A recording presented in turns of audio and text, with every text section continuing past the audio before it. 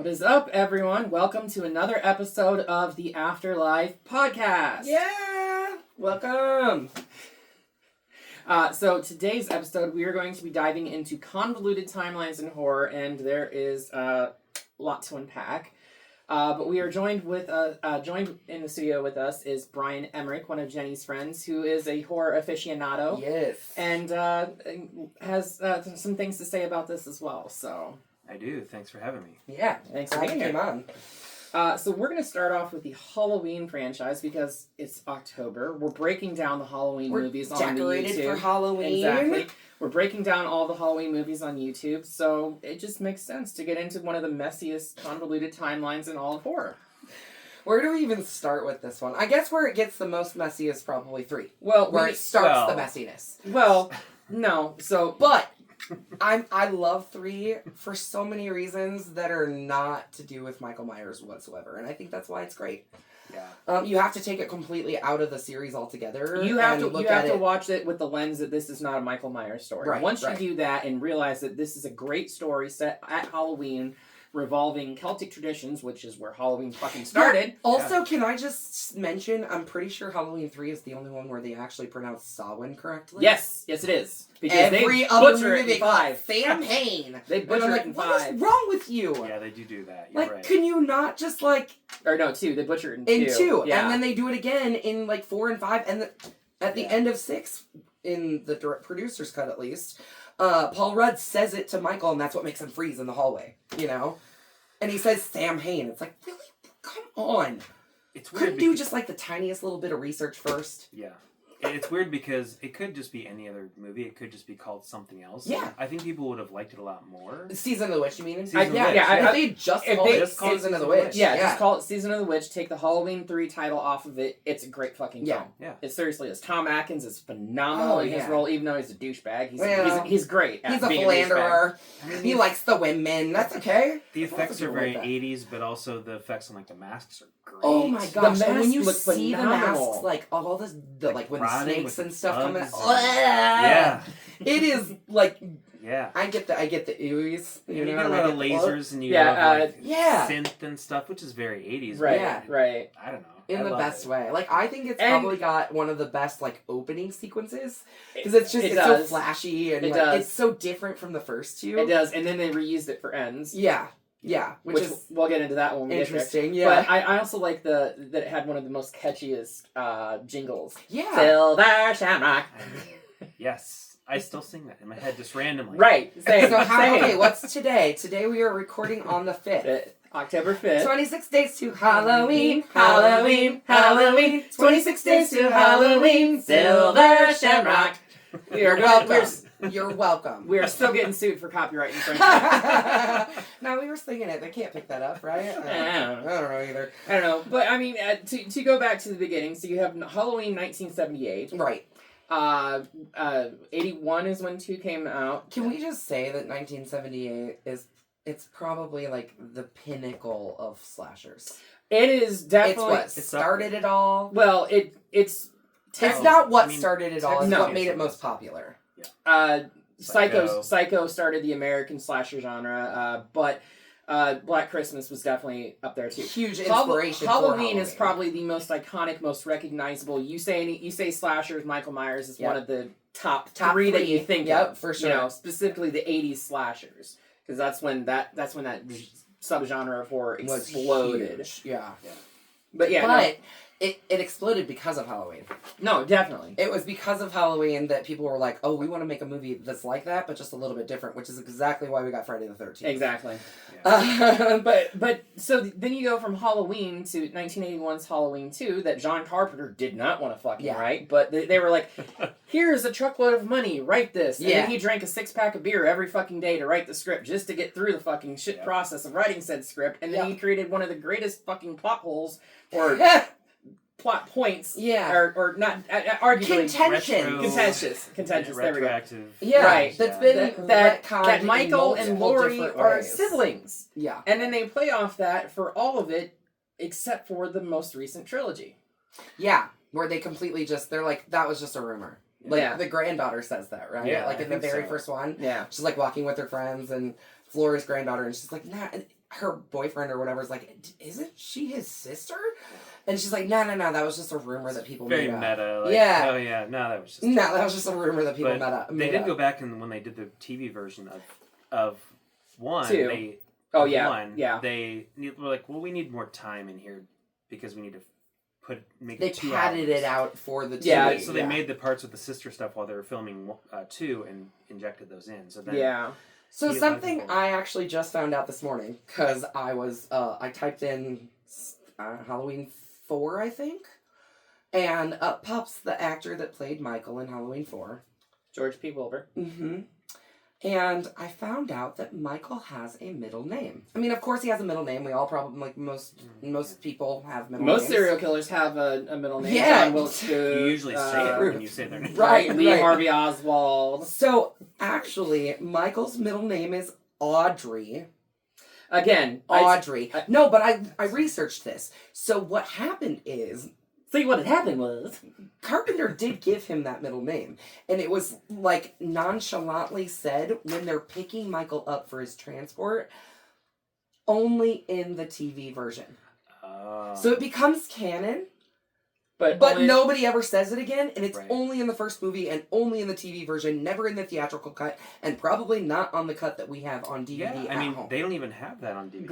grab the copy of Halloween There back we there. are. It's all the way at the beginning. 'Cause we did it the first year. That's right. It's right here. Is it on there? It might be because I got the 25th anniversary edition of it. So I want to say the VHS version I had that was the 2 orange cassettes Mhm. might have had the TV version. Oh, okay. Or had like bonus Bonus features features was, that had the TV Yeah. cuts and stuff. Yeah, because what happened, like we were just mentioning, is that, like, you know, they filmed extra stuff to pad out that time, and like I said, that's where his middle name came from. Yeah. But also, there's just like a lot of little like tidbits of backstory Yeah. about him and Laurie being siblings that you wouldn't know until like you get to the sister second one. written on the wall. Right, and stuff. right, yeah. Yeah.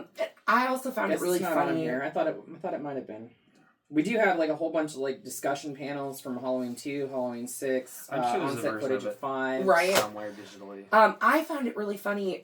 We had mentioned this when we did our Halloween 2 review, that like when Marion, or isn't her name Marion? The nurse. Nurse Marion. Nurse Marion. Yeah. When she shows up and Loomis is like, oh, I didn't recognize you. Which is You were bizarre. just 'cause in he the was car with us several hours earlier. Yeah, a few hours earlier. But then they're in the back of the car and she's like, that Lori girl, she's his sister. And Dr. Loomis is like, why didn't anybody tell me? Are you fucking serious? You've been his doctor for 15 years. How did you not know that Lori was his sister? Because you it- had to know. Because the reason. governor sealed the records. Bullshit. That's right. Bullshit. They had to figure out a reason Plot holes. that he didn't know. But it was the state of Illinois, so it's plausible.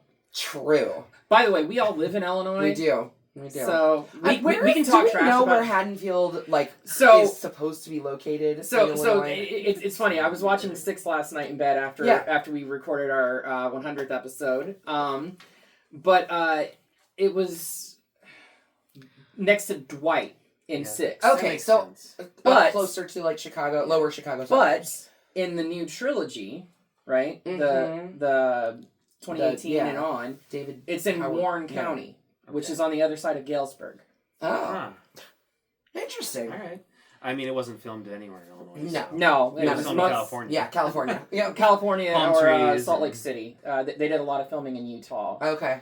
For the later series, Yeah, later parts of the series. well, like 4, 5, and 6 was Okay. filmed in Utah. Okay. I gotta say, it's funny that you said Dwight's like a lower suburb of Chicago. It's like 80 miles. Yeah, I know, right? It is. Like, No, it totally is. It's not really a suburb. It's Brian's 11 from Chicago, city so he close. would know. He's from here, but I he mean, I'm lives from in here. Yeah. But he lives in He's Chicago. lived there I live for near how long have you Chicago. lived? You lived in the 20 city years. for a Yeah, long I did. time, right? Yeah.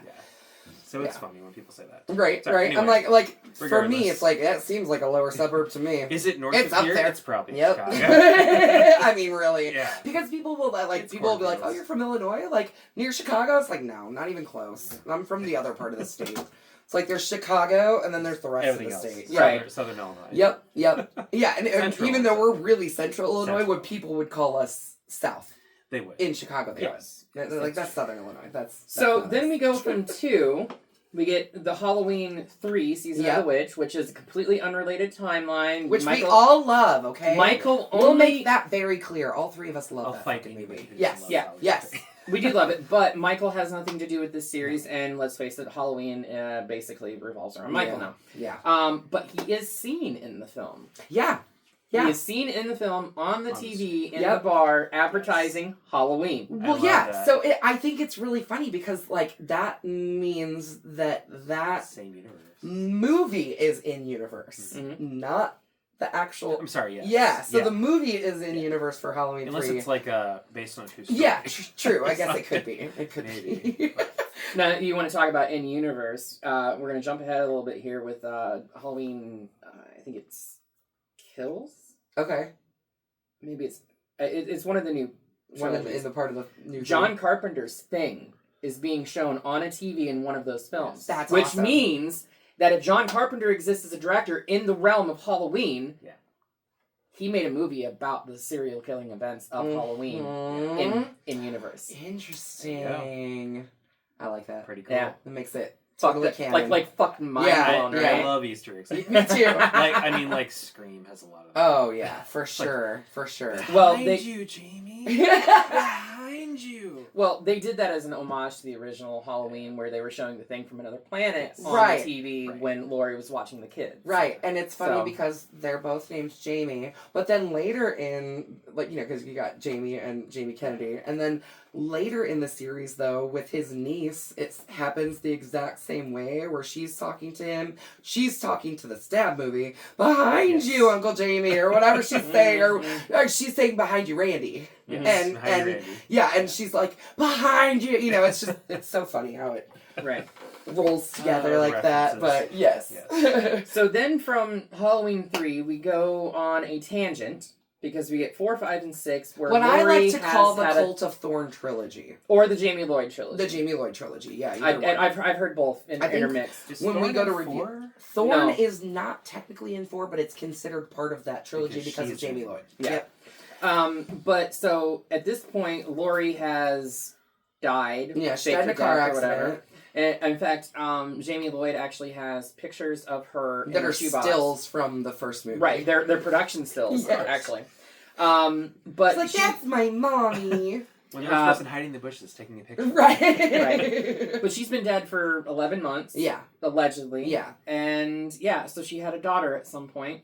Both parents died. Yeah, in said car accident. Mm-hmm. Yeah, and then she's adopted by this foster family. The brothers. And then they're... I mean, she tries to kill the mom. Does she kill the mom in the first one? So I know she stabs her. And at she the ends end up of 4, we're led to believe that she's dead, and that Jamie is going to become the next serial killer in 5. And that was supposed to be how it happened. So that script was actually written, and they basically threw it away. Really? Because they did not think that a 11-year-old. She was 11. She was, but she was the actress was 11. She was supposed to be 7, during the events of 4, which question 5 only it takes place only a year later, so she's then why is she 9? Yeah. She's 9 years old in 5. Maybe she was 7.5. And somehow, and it's from Halloween to Halloween, she changed a year and a half. It was a leap year or something. Yeah, there you go. That's it. Leap year. Okay. Again, convoluted holes and timelines. And just shit's so messy. It's messy, y'all. But then you also, so you get 4 and 5, which 5, as we were kind of talking right before we started recording, 5 is where Thorn starts getting sprinkled in. You see the tattoo on Michael's wrist, marking, whatever. And then we see the Man in Black for the first time. Yeah, which he's really just like a shadow that kind of like appears a couple times through the movie, and then he shows up and like takes Michael at the end. Yeah, well, he kidnaps Michael and takes him. But it's also confusing that for the UK version of it, they reshot all of that with a different actor. Really? For no fucking reason yeah, because whatsoever. now you can see his face or anything. No. Maybe like a union thing? Like he had to be in it? Or I don't know. No fucking That's clue. weird. That is weird. Yeah. That's very strange. If nothing else, we're providing you with nuggets of knowledge that you neither needed nor wanted. But now you've got them. Yeah. If we're burned with it, so are you. So deal with it. So then at the end of 5, does Jamie get kidnapped as well? She goes back to the prison, jail, realizes that Michael's gone. He comes out flaming, right? We're not led to believe that at the end of 5. But the opening of 6, at least in the producer's cut, she has a flashback whilst giving birth to Michael's son. Yeah. Gross. Yeah, that's her uncle. Uh-huh. But she has... and she says it multiple times. Right. She has a flashback. She's like, Uncle! She has a flashback where it's actually footage that they used from 4 or 5. It does come out in 6, at least in the producer's cut, when Dr. Wynn is talking to Dr. Loomis, like, towards the very end, that they used in vitro fertilization. It wasn't like a sex act sort of thing. Irregardless. Right. Still incest, still the same DNA lines and stuff like that. But because of the thorn. Right. So in the flashback sequence, it's the young Jamie Lloyd, played by Danielle Harris, and she sees Michael being taken away, and I'm led to believe with that she was taken at the same time, because she's being held against her fucking will. So did they record that? Did they film that while they were doing 5? Because she was young. They had to have, or at least use 6 to 6 years later. They at least used footage of her from 5, and then maybe had a body double from behind to show Michael being dragged off. Okay. Right. That makes sense. So yeah, because it's definitely Danielle Harris, and she's definitely young. Mm-hmm. And then that's weird too, because then Jamie is replaced. The actor. So she should have been. She was 17. Yeah, so I actually read this last night, reading trivia for 6 whilst watching it. She wanted it so bad that she emancipated herself from her parents. Yep. Spent at the behest of the directors or the producers, right? That were like, yeah, if you get yourself emancipated, you can have the role. Wow. Then she was all set to get it. She was set to take it on, but they refused to pay her the $5,000 fee that she wanted to do the part, because that's what she needed to recuperate all the thousands of dollars. $5,000 is all she wanted, and they refused to pay it. I think I have $5,000. Right? What? Right. But hello, insane. This is your heroine from the last 2 movies, and you won't pay her $5,000 at least just to make up her legal fees from having herself emancipated, which you told her to do at their behest. Exactly. Yeah. So no, they refused it, and they recast her with it was J.C. Brandy. I think Danielle Harris. They are friends. Yeah, they get along quite well now, but at the time, not so much. Yeah, I would be pissed. Mm-hmm. Yeah. Well, they didn't think that it was right to have her being so young, showing on screen, giving birth. She's supposed to be 15. Yeah. I mean... And that girl that plays her is clearly not 15. Like, she's like 20. She was 18. 18? Really? Yeah, she was 18. I would have... She looks older than that. If they were really going to be sticklers about somebody being 18 and portraying that... Like, set your movie farther ahead. Yeah. Well, that's it. Make her older. Because she was so young, and you think, okay, it's been 6 years. She shouldn't be She's still that only old. 17 years old, or 16 years old, yeah. Yeah, you're thinking 15 at the youngest. Yeah. Or, you know. But even so, like, if it's set in the same time.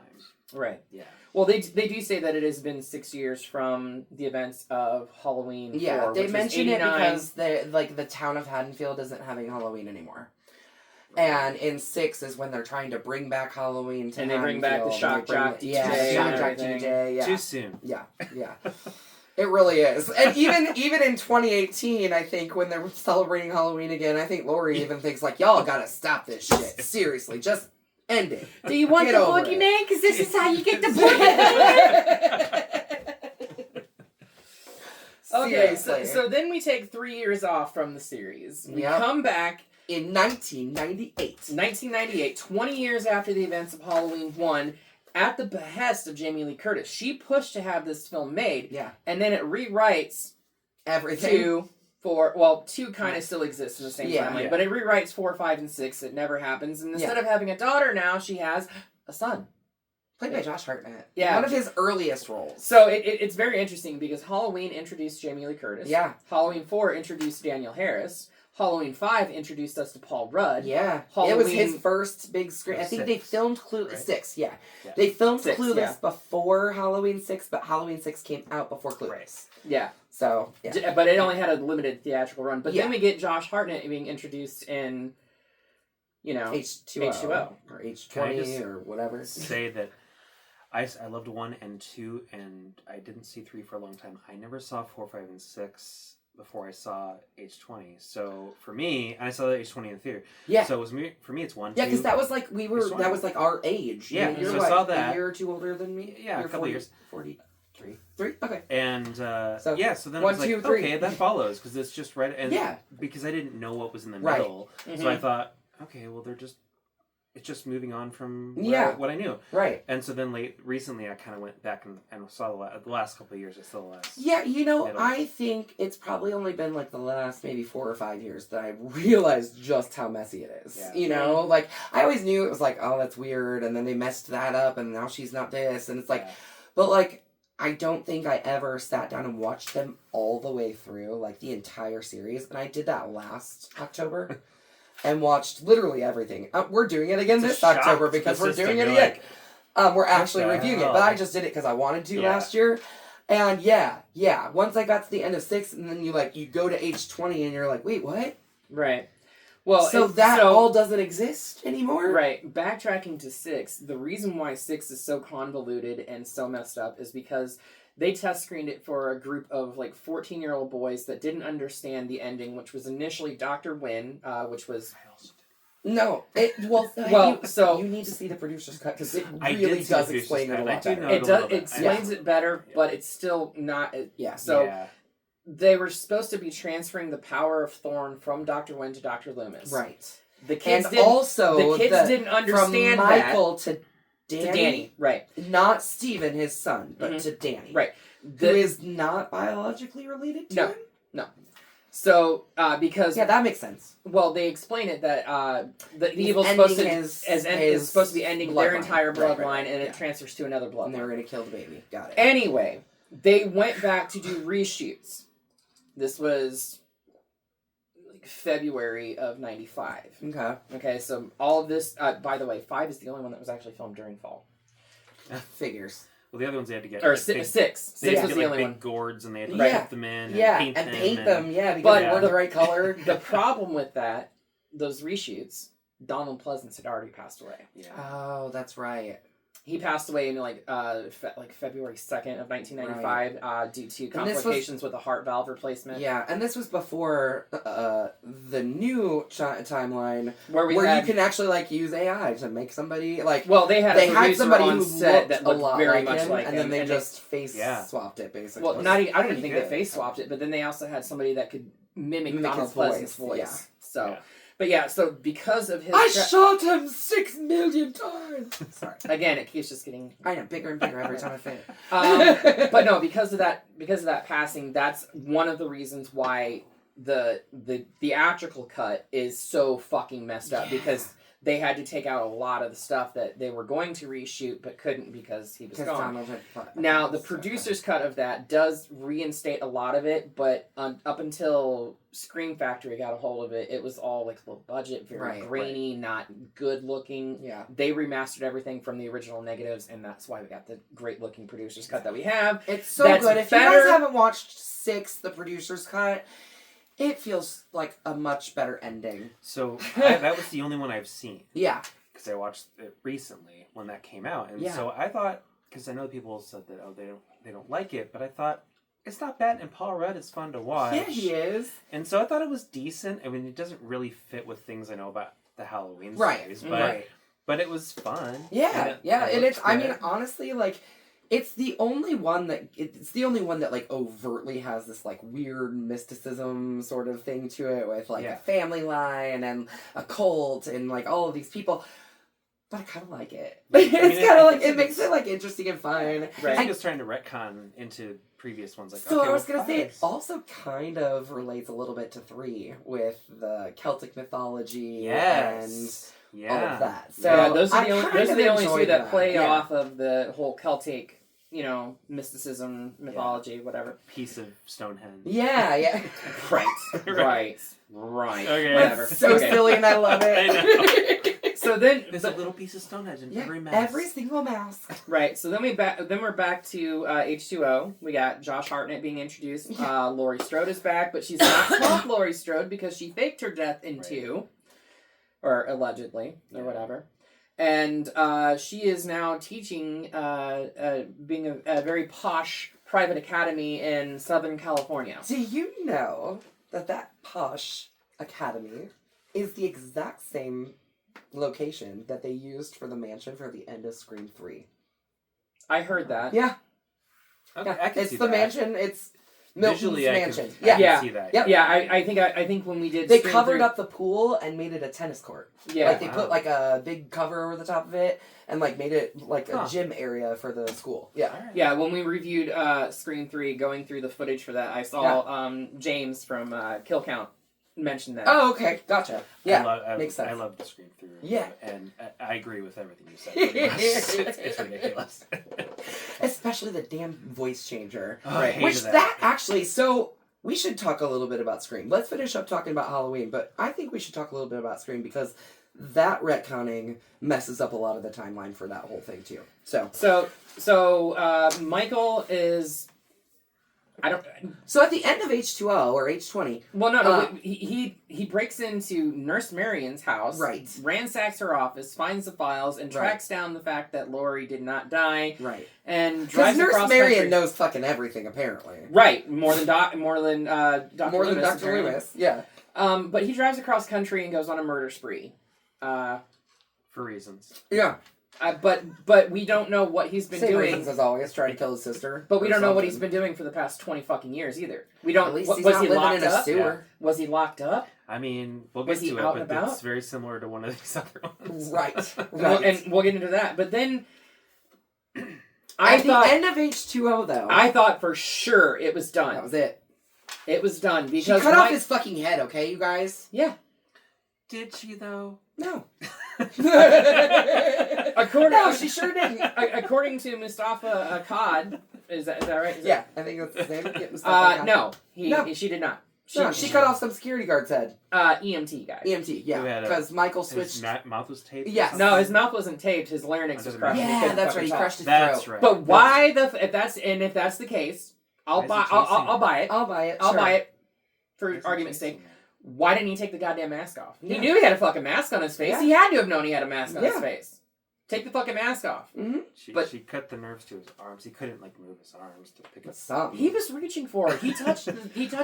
Why did he chase her? Exactly. It's a lot of really weird plot holes and unanswered questions because we know then why she came we back. come back in Halloween Resurrection because Michael is resurrected, And and then only came she back fucking because- dies 5 minutes in the damn But that's movie. the only reason she came back, Yeah. because she said, I'll do it But if I could be done if forever. I die permanently at the beginning. And then she comes back again. Right. So let's talk about that. 2018, she comes back again. And we've got Laurie, who is not his sister. That gets retconned too. So that recons everything from 2 on at Yep. this point.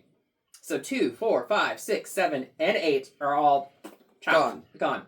Don't So it exist. is a direct sequel to 3 still 1978 exists. Halloween. Yeah, it does. 3 will Right. never go away because it doesn't make it. It doesn't have to be retconned. Yeah. So then we move on to 2018's Halloween, which honestly, I thought it was probably my brilliant. second favorite out of the entire series. I thought it was brilliant. I do hate that it retcons so much of the franchise. I'm okay with it.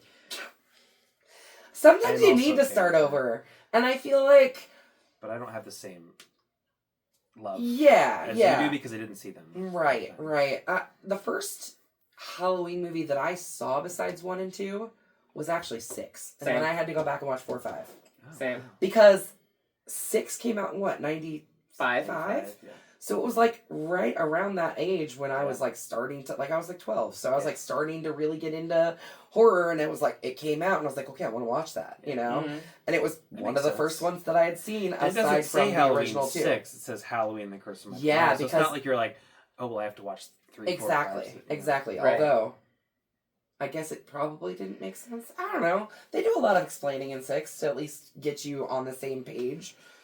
But, yeah. Yeah, so 2018 retcons everything up to, like, everything. After the first one. After the first one. It's 40 years later. Yeah. Exactly 40 years Mhm. later. Age And 40. So we did 20, and then now we're doing Age 40. 40. Yep. Right. Right. And we have a podcast that goes and interviews Michael, shows him the fucking mask, and they don't think anything bad's gonna happen. I gotta say that intro, though, where he's It's like, so good. like showing Michael the mask and then just cuts. Yes. I love Title it. card. Yeah, no, Just got it's chills thinking about yeah, it. yeah. Well, and it's just the way the other inmates start freaking out. They're all out on the yard because in they the know, like sunlight. they can It's like, sense that he's and I think we're so used to seeing Michael at nighttime. Yeah, You know, true. and there we are in just this like soaked in sunlight out in a yard. Now, what was it? I know Nick Castle was on set for some of that. Was it Nick Castle that we see his face, or is it Jude Courtney? Yes, no, it is Nick Castle's face. It's Nick Castle's face. Okay, but then Jude was the guy who was under the mask the entire time, and they did phenomenal. No, and that mask. Can we talk about masks? Okay, you want to talk about masks, right? 5. I'm going to go back to 5. Yeah. Okay. I'm going to go back to 5. Oh, that's okay. That's all right. Nothing happened. 5 was K&B Effects. Did all the special. That was bad. That was bad mask. It was real bad. 5's the worst. Okay, that's not gonna work. H20's bad. Yeah. Too, because it is. And Resurrection's light. not great either. Mm-mm. I mean, but I would say, I was saying this earlier. So you get the mask from 1, the original. The mask from 2 is still the original. They had to repaint it because Deborah Hill kept it under her bed for... And she's a chain smoker. Whatever, and chain smoked and it turned yellow. Wow. So they repainted it, but it is the same mask. Okay. Then that mask disappeared. They gave it to the actor that played Dick Michael. Warlock? Yeah. Okay. Oh. And basically they just started from over. scratch because they thought they were done with They Michael. thought they were done. When they went to 3, they thought they were done with Michael. Anthology. Well, initially when the director came in for 4, the mask was pink with white hair. Yeah. And they had 4 of them already made up. Insane. Because they told him to make it look But like then- a Shatner mask. Oh, well, but then For they 4, though. ended up But they knew what it looked like. painting it, and it had like almost a blue sheen to it, probably to counteract the pink that was already on it when they repainted it. Yeah. Or But it was just like the way that the neck sat in 4 and 5. It's very weird. Mm-hmm. It had too long of a latex neck. They should have you cut really it off have a little to bit get more. It perfect, or it doesn't look right. Well, and they've had different actors playing him Yeah, so so it's many gonna be different different times. Right. Their lengths heads are of different. necks and- Yeah. So with Sizes. the latest trilogy that we got, they actually went back and studied frame by frame the original mask from 78 to make it as accurate as they possibly could, but age it up 40 years. It's perfect. Yeah, it's I love the mask in the newest trilogy. Mhm. It's so good. It is. It really is. And it gets worse and worse as it goes. I mean, Well, worse yeah. like destroyed. Right. Because he's on Yes. fire Yeah. at the end of Halloween 2018, and then then his mask isn't even his mask anymore for a little while. And, So 2018. So he does. So it's Laurie's. His sister, not his sister. and That was then- just a rumor. and the only reason why he showed up at her house was because the bus crashed near her property. So something else that I noticed while I was watching 4 and 5 is that the house that Laurie lives in either is the exact house or looks so goddamn close to the Carruthers house that Jamie lives in 4 and 5. Oh. It's not the same house. It's so close though. Like same color, painted the same color, has that weird like circular sort of tower thing on the side of it, like that old Victorian style. Cupola. Yeah. See, I thought she had a ranch style house. Sorry, it's the daughter's house, not Laurie's house. Okay, that daughter's that house. makes sense. Yes, Because I was I'm like, sorry. Laurie's house is a Yeah, ranch no, Laurie lives style all in the the way middle out of in the the middle of fucking nowhere. woods. No, the family's Okay. house in town. Okay, all Yeah. right. Yeah. Can So I say the one thing I really love about the new trilogy was that they really went hard into she's not his sister.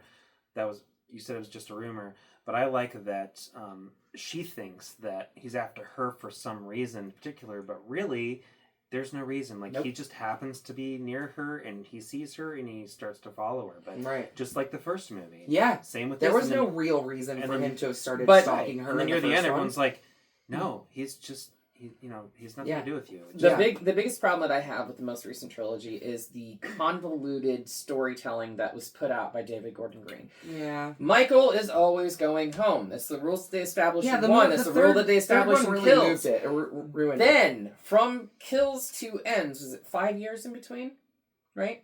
Supposed to be. I think there's So- supposed to be a time gap. So, yeah. for 5 years, instead of Michael Yeah. going back to his childhood home, he hides in a fucking sewer. Yeah, that's true. I will say, At the very, very beginning of 5, he, floats downriver or whatever and ends up with that hermit and doesn't go home for an entire year. Or 2. Yeah. I mean, so I do like the new trilogy. Ends was fucking dumb. There was a few things that I liked about it. I hate that they... But I guarantee you, Michael's not gone. He's coming back. I hate that they... Even though he went through like a wood chipper or car crusher or whatever they did to his stupid ass body. I think he'll come back as a reboot. Yeah. It'll be a reboot. Oh, yeah. It won't be... It's not going to be a continuation. Yeah, no. But they nerfed Lori. They made her Susie Homemaker and trying to make her an author. In the last movie. And they took Michael completely out of the equation by trying to say that evil has found a new host with... fucking Corey. Corey. Ends bummed me out. But we didn't even get to the and then there's timeline. the Rob Zombie timeline, which is completely separate. It's basically 1 and 2 with a lot of weird Rob Zombie exposition parts in it. I just saw both of them for the first time. Yeah. I actually liked the first one. Yeah. The first Rob Zombie one was good. I was surprised. I didn't expect to like it. I thought, there's no way this can be any good. I didn't like the whole his mom's a stripper thing. It's like a whole weird intro. But once he became an adult, I was like, because he was talking a lot. I think they gave him too much backstory. Yeah, I think that was what it was. There was a lot of backstory. But once he was an adult, it was... Yeah, because I think that the cool thing about Michael is that there's that mystery. You don't know why he killed his sister. Yeah. You don't know why he suddenly became a killer and now wants to go and kill other people, babysitters or whatever, The scariest thing is when there's no reason. Yeah, for sure. The big thing that people forget with the Rob Zombie Halloween movies is the fact that Rob Zombie was given carte blanche to make anything he fucking wanted and call it Halloween. Yep.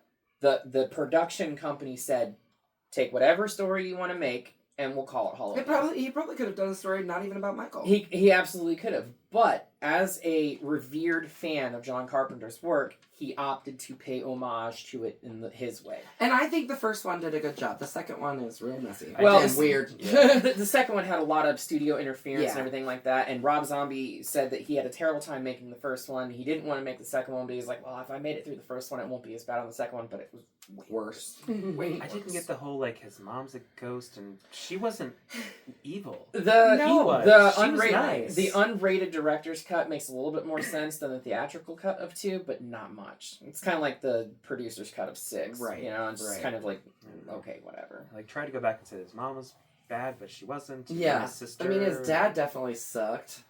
Or stepdad. Stepdad, I guess. Yeah, but one was better than I really thought it was going to be. Yeah, I would watch it again. Yeah. And we get, the nice thing about the Rob Zombie movies is that not only do we get Danielle Harris back for the first one as Annie Beckett, but we get her for the second one, too. Because she doesn't even die in the first one I was looking her up and how old was she? Right? She was 30. Yeah. And she still looked she's like she was a teenager. 20. Oh, yeah. She's 5 foot tall. She's super short. Yeah. So, I know we said we were going to do this Convoluted Timelines episode, but we just talked way too long about Halloween. So we're going to split this up into 2. So be sure to come back here in roughly 2 weeks' time. I think that's how we're doing this. Yeah, we're doing it every 2 weeks for the podcast. Yeah. And we will cover Texas Chainsaw Massacre, which is the next most heavily convoluted timeline. Yeah, and lots of restarts in that one. And a couple others that aren't as messy, but they have their definitely problems. have some weird problems. I mean, Friday the 13th has some problems. Scream has some problems. We've got a little sheet right here for Leprechaun, too. Y'all be ready for that, because that's going to be fun. Yeah. Did you know Leprechaun had a convoluted timeline? Because I should have fucked it. It's weird as hell. I also didn't know there was that many Leprechaun movies until recently, either. Right, I was like, holy shit, there's 10 of them. Jeez. But yeah, so come back in 2 weeks, where we will be diving into the rest of the convoluted timelines for horror movie franchises. Well, at least the most the ones that we can think of, the most prevalent ones. Yes. Until then, we will see you all right here in the afterlife.